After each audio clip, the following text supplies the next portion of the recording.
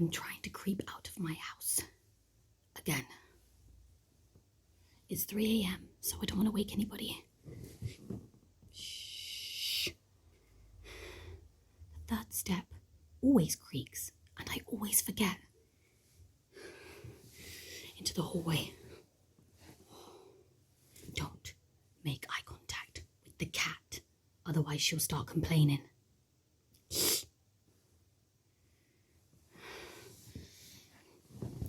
Open the door.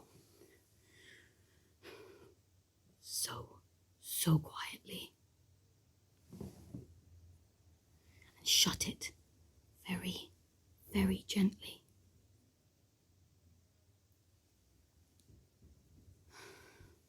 Put my scarf over my hair and keep my head down. It's still pitch black outside, so there shouldn't be anyone awake, but you never know. The woman from across the road flicks her blinds.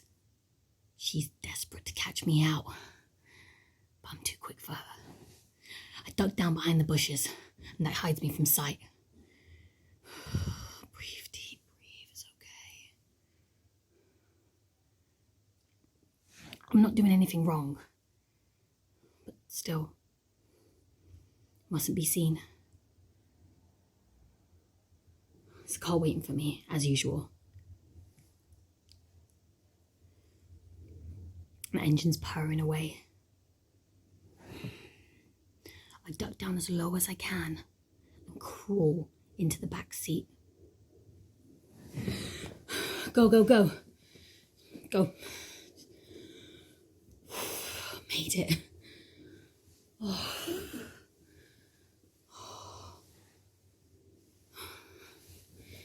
Yeah, well, most people my age are trying to sneak into the house at 3 a.m. I'm in reverse.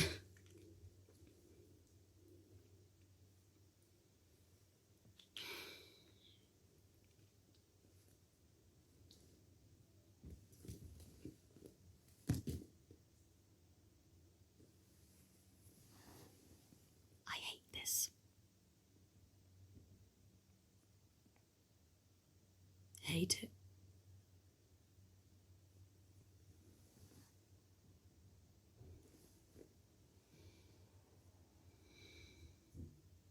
First ever female captain at my airline. Sometimes I wish my parents could be proud of me. There was only one woman in the pilot intake of 450. 449 men. And me. That's the problem, isn't it? All those men. And me. It's not like my parents aren't proud. Secretly. They paid for me to do my training. And sometimes when I'm getting ready for work, I see my mum's face in the mirror behind me, just as I'm about to tie my tie. "Let me do it," she says, and bites her lip in concentration. "I used to do this for your father when he went to the office," she says. "Never imagined I'd be doing it for my daughter." "I can do it myself, Mama," I say, but she nudges me. "Oh, look at you. All grown up, huh?" she says. "You don't need me anymore."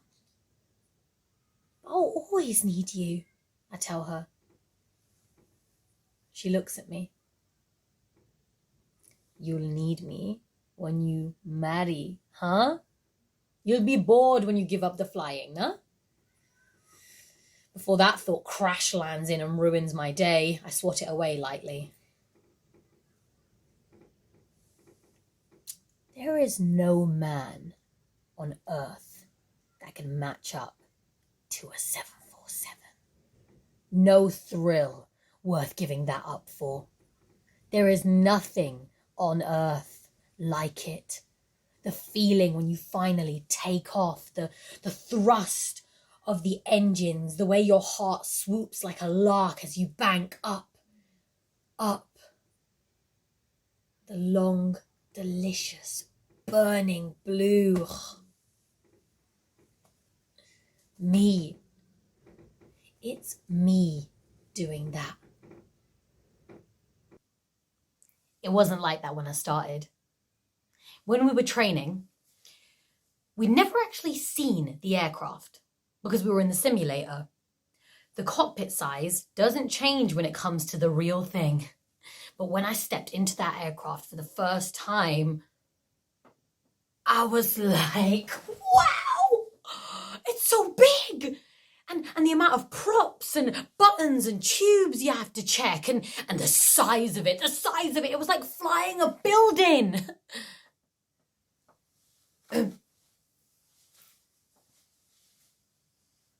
The men saw my face. And one of them starts saying, just loud enough for me to hear, huh, she looks like she's going to be sick. Maybe she should go to the ladies. Oh, wait! There isn't a ladies, is there? Because only men should be here. And that's true, there was no ladies. I used to drink nothing all day. Sometimes it felt like I was about to faint when the temperature hit high 40s. But I never did. I dug my nails hard into the palm of my hands until I could see straight again.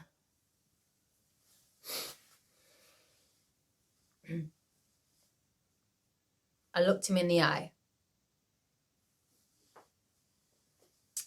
I am no lady, I said.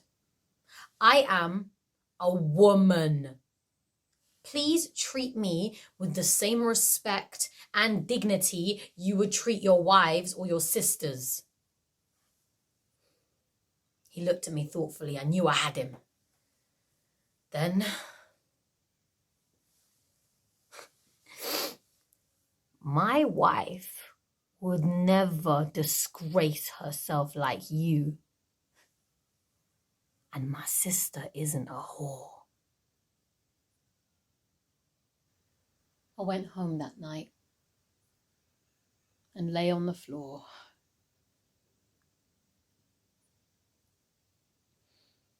When Mama came in to see what was wrong, I remember what I said, because she often reminds me.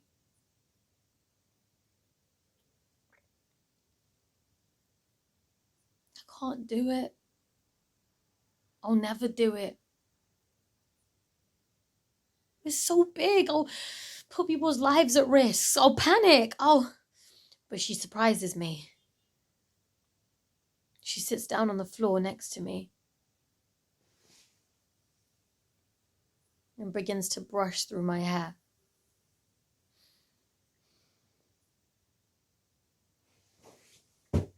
Boushra,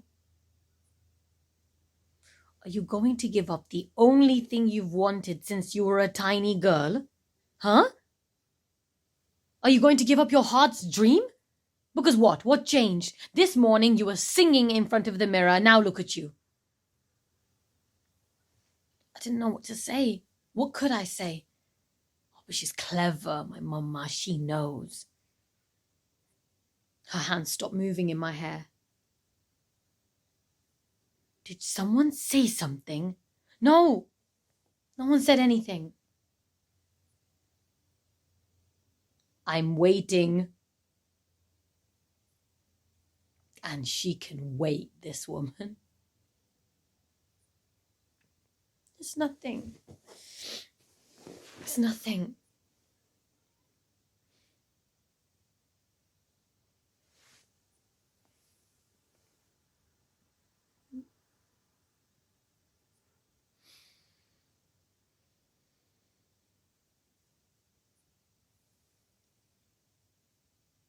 After a while, she says to me,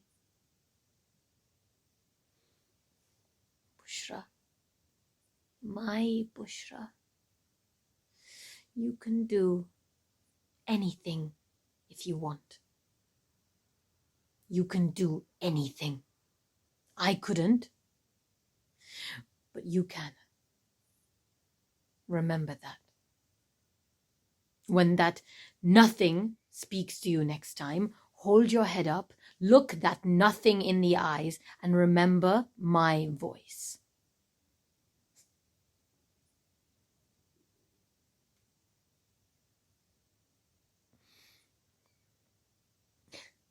So I do know they're proud of me.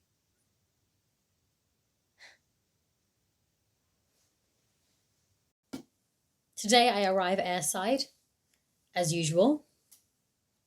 Driven straight to the runway, as usual, just in case anyone catches sight of a female pilot. Once we're in the air, it's too late for them to object. I made my usual announcement. Good morning and welcome. Your flight will be approximately 3 hours and 38 minutes due to land 8 p.m. local time. We have headwinds in our favour today, so we might actually make up some time. I am Captain Boushra el-Aimeni, your pilot for today. I hope you have a pleasant and comfortable flight. There's usually a frisson of unrest and excitement after this. I feel it. Sometimes I can even hear it in the cabin. But today I hear a louder voice than usual. I ask my first officer what's happening.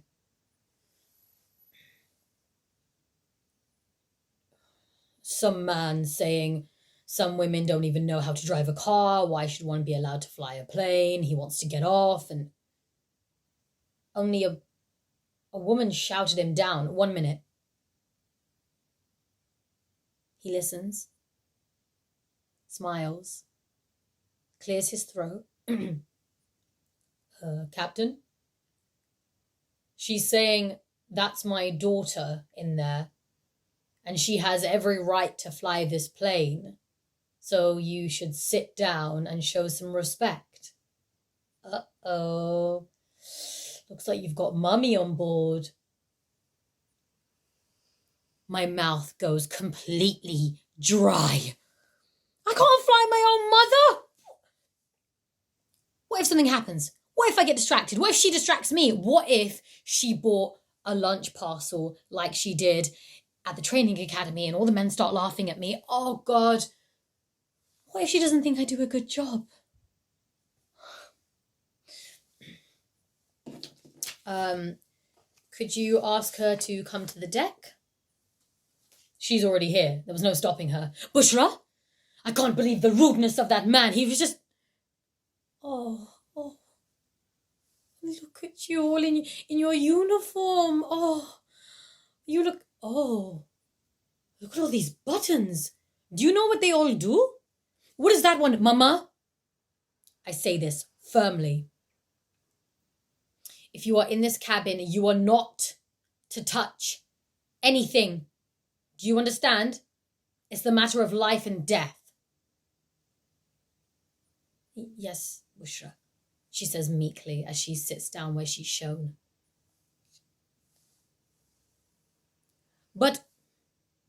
And you must not talk to me as it is distracting. Do you understand?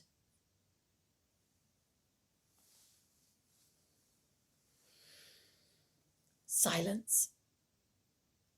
This is the first time in the history of ever that my mother is quiet. As the journey goes on, there's some turbulence. Nothing terrible, it's routine. And I forget my mother's even there as I hold the aircraft steady. As we're banking, looking to land, asking for clearance, I hear a small sound.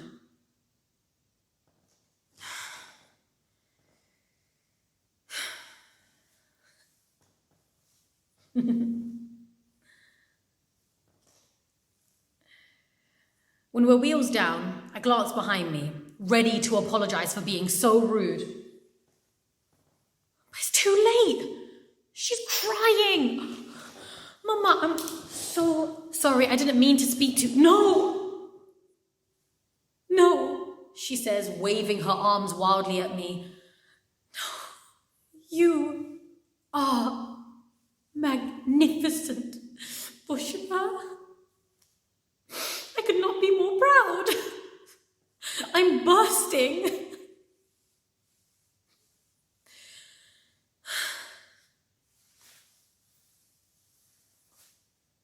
And she makes her way down the aisle.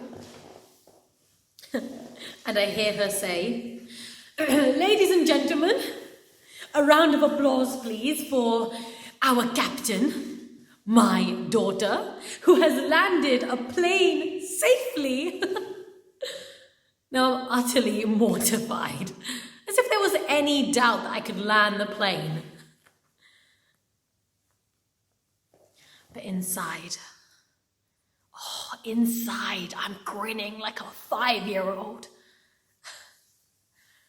Our captain, my daughter, she said publicly, so very publicly that people have started filming her on their phones.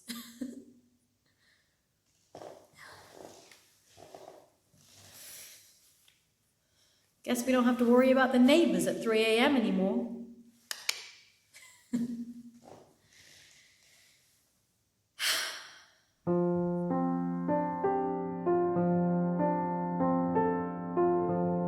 I couldn't,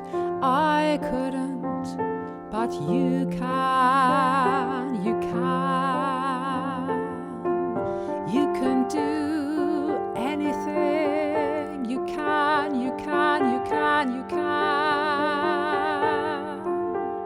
There's nothing on earth like when you finally take off. I couldn't, but you can. You can do anything. You can do anything. You can.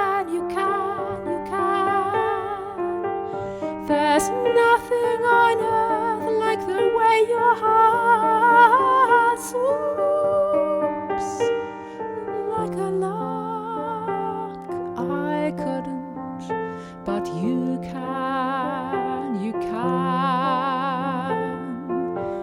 can do anything. You can. There's nothing